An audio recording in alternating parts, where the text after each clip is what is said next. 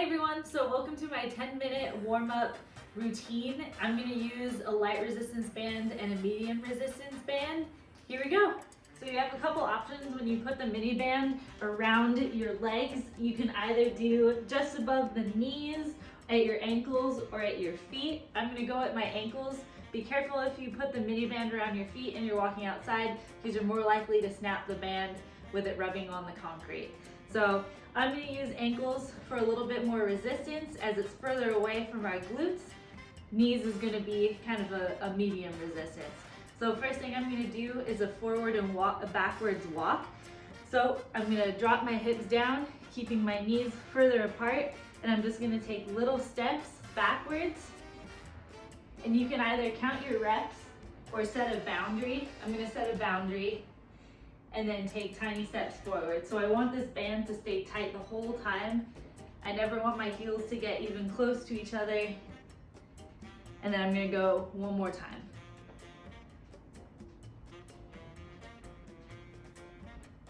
And remember, you're in a tiny house, so you don't wanna pop your hips up and down. We're staying low the whole time. All right, so next thing I'm gonna do is some lateral walks. So I'm gonna keep that same distance between my feet, and I'm going to sink my hips down, and now I'm just going to move myself to the right. So I'm going to push with my left foot to move myself right, taking little steps, but I never want to have a narrow stance together. And a couple steps to the left. I'm going to repeat this one twice. Now what I'm going to do is a straight leg lateral walk. So now I really want to focus on keeping my hips level. So I don't want to shift my hips side to side to move. I really want to control pushing off one leg to move myself either to the right or to the left. And that's what's really going to get our glutes and the rest of our legs fired up. And you can do that 2 times. Okay, so now I've moved the mini band down around my feet. So I want them to wrap around kind of my midfoot or the ball of my feet. So I'm gonna do some hip flexor exercises. So I'm gonna shift my weight to my left leg and now drive my right knee up. So I wanna try to hit 90 while also pointing my toe up. So we're getting a little bit of an isometric hold in our ankle as well as flexing our hip, asking our hip flexor to hold our knee in that position just for a couple seconds, and then we put it back down. You can do about 5 each side. Just remember when you shift to the opposite side, you just want to create that stable base again before you go into your exercises. I think that's 4, and I think that's 5. All right, so I'm gonna put my mini band off to the side. Keep it close because you're definitely gonna need it later. Now what I'm gonna do is a knee hug to inverted hamstring stretch. So what that looks like is I'm gonna do 5 each side.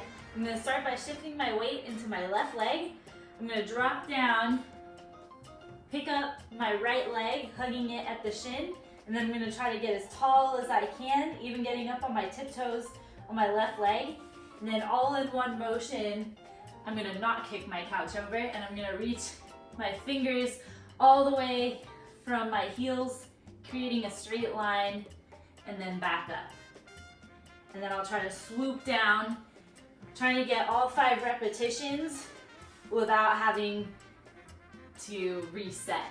But if you do need to take a little jab to stabilize, don't waste your time flailing around.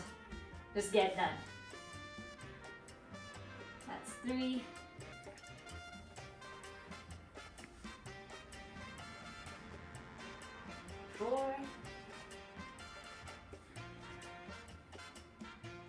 And 5.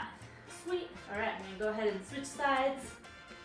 So I'm stabilizing that right leg, dropping down, picking up the left, getting as tall as I can, and then getting that inverted hamstring stretch. That's 1. Ooh, my nose. That's 2.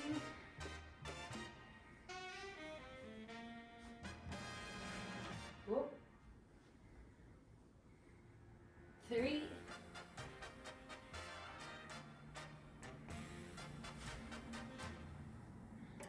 4, final one.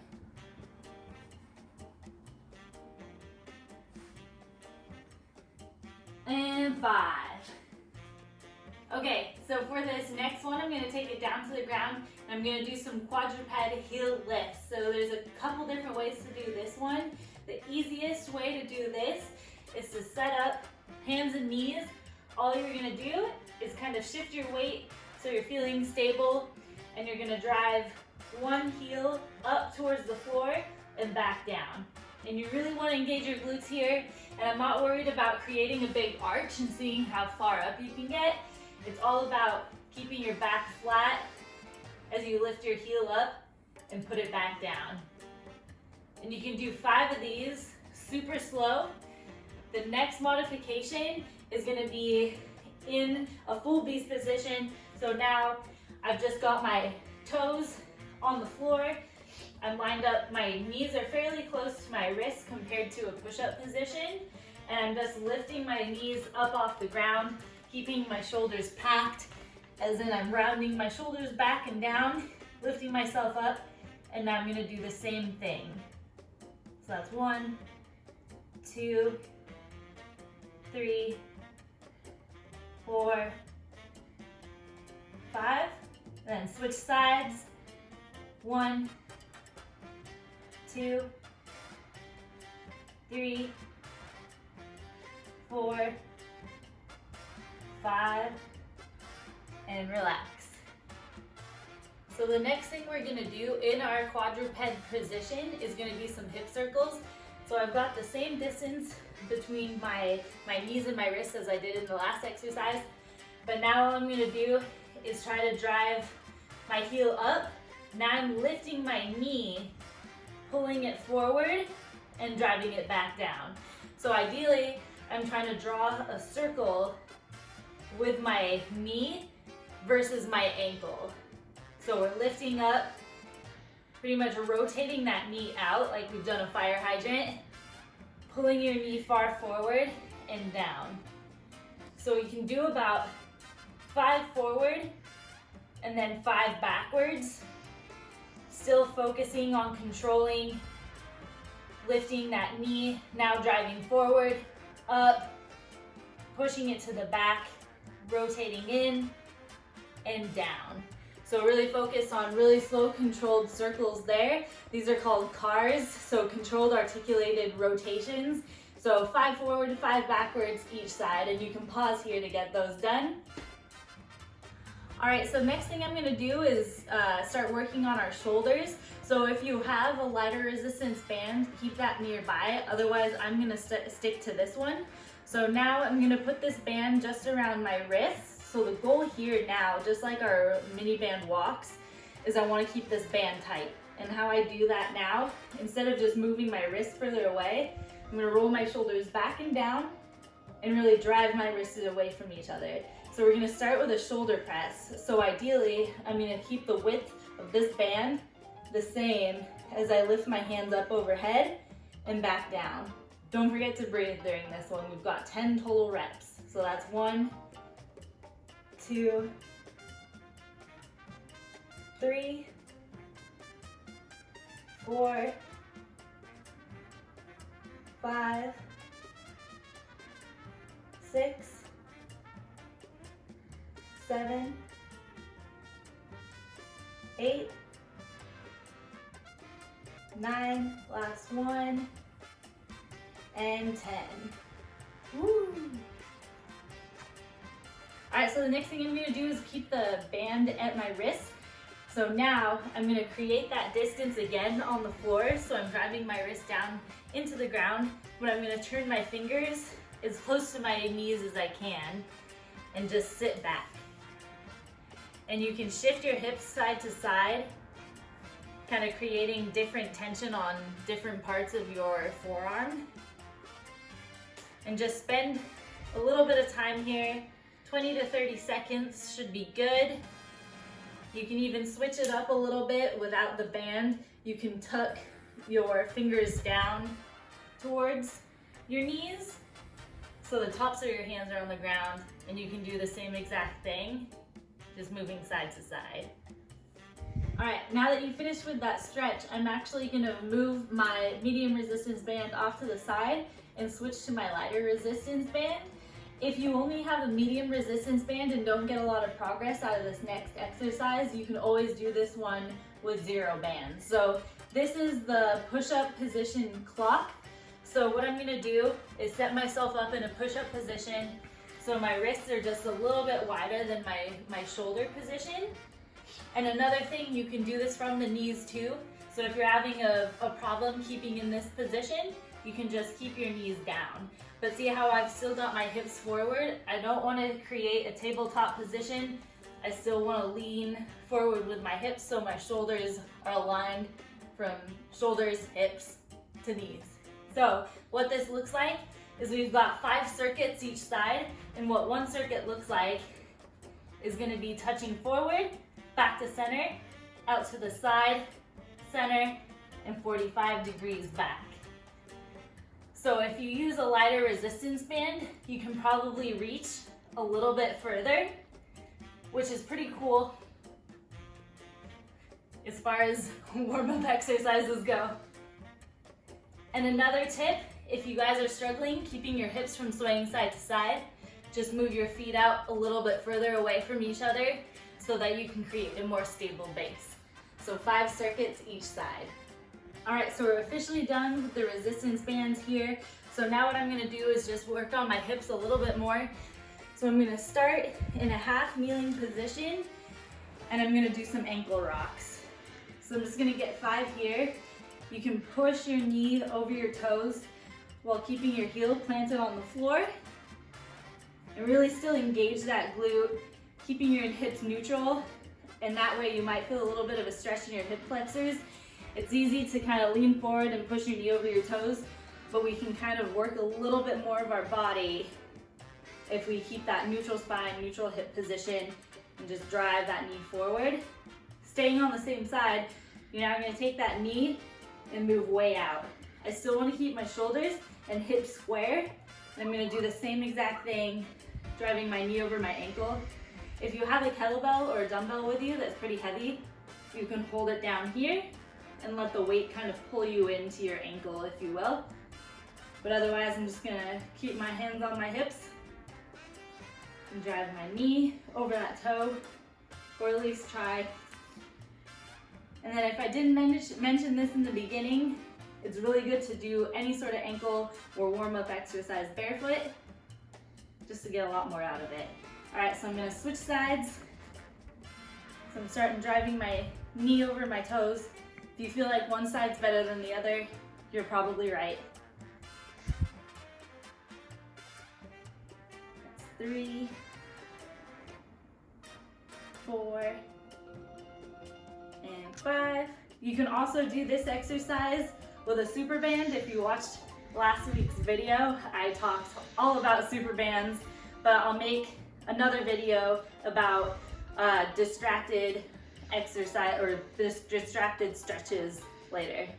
For now, we're just doing Miniband only, Miniband and body weight.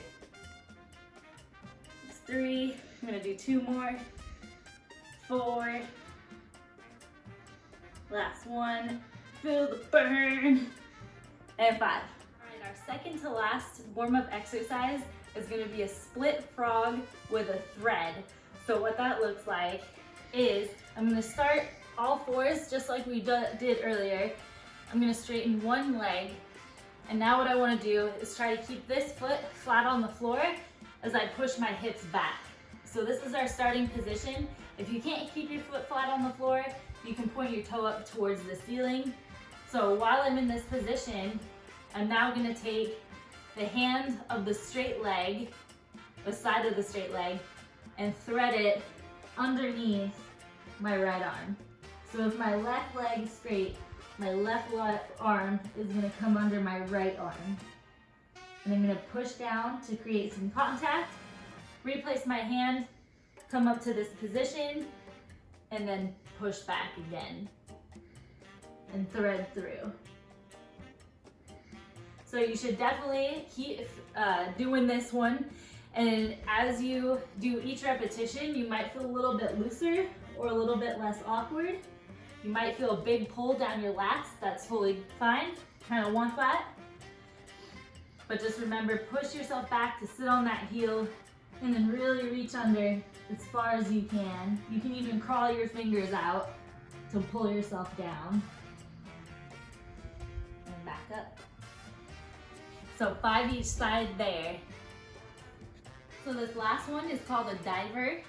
So what you're gonna do now is get into kind of a broken push-up position. So that means I've got my knees a little bit bent, my hips are kind of in the air, and now I'm gonna push myself back, so I'm in a downward dog position, if you will. And all I'm gonna do is dive my head, the top of my head, down towards the carpet by bending my elbows, not my ears. And I'm just gonna scrape across the edge of the floor without resting my chest completely down. So what that looks like, I'm bending my elbows, diving my head, and then I'm just barely coming across the top and pushing my chest up towards the ceiling. You can either rest your legs or keep them propped up. Now I'm gonna pull with my hips and get back into that position.